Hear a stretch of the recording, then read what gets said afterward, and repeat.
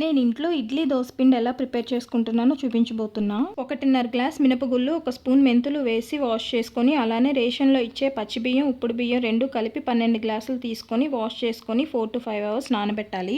నేను గ్రైండర్లో వేసుకుంటున్నా కాబట్టి 1 గ్లాస్ మినపగుళ్ళకి 8 గ్లాసుల బియ్యాన్ని తీసుకున్నా.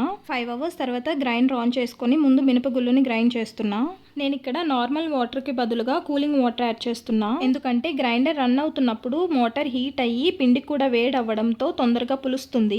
అందుకే కూలింగ్ వాటర్ యాడ్ చేయడం వల్ల పిండి తొందరగా పులవకుండా ఉంటుంది. మినపప్పు బాగా మెదిగిన తర్వాత తీసుకొని నెక్స్ట్ బియ్యాన్ని 2 బ్యాచెస్గా వేసుకుంటున్నా. ఇప్పుడు ఈ బియ్య పిండిని కూడా మినప్పిండిలో యాడ్ చేసుకొని గరిటెతో కాకుండా చేత్తోనే బాగా మిక్స్ చేసుకొని నెక్స్ట్ డేకి కావాల్సిన పిండిని సెపరేట్గా తీసుకొని మిగిలింది ఫ్రిడ్జ్లో పెట్టుకుంటే 4 to 5 days ఫ్రెష్గా ఉంటుంది.